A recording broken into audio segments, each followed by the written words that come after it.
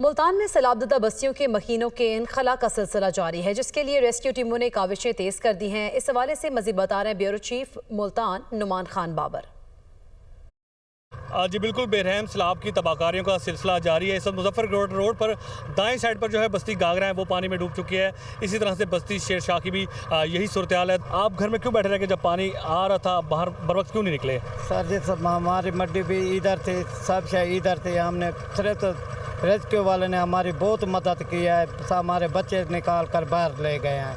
आपके घर में क्या क्या मुश्किलात हुई हैं? अब क्या क्या चीज़ें डूब गई हैं, पानी बहा ले गया है? 2014 में सर इतना पानी नहीं था जितना अब आ गया है। 2014 में पानी आया था, इन्होंने बांध तोड़ दिया था। ये बांध टूट गया था, ये चला गया था पानी आगे। इधर से जो है ना तबाहकारी इतनी नहीं हुई थी। अभी जो है ना ये पानी 2014 से भी ज़्यादा हो गया है। जी बिल्कुल, शिकवा यही किया जा रहा है कि 2014 का जब फ्लड आया था तो ये बंद शेर शाह वाला जो है वो तोड़ दिया गया था, ब्रिज कर दिया गया था। उसके बाद पानी जो है आगे चला गया था और नुकसान ज़्यादा नहीं होता। अब मसाइल ये कि पानी अभी भी मौजूद है लेकिन ब्रिज नहीं किया जा रहा।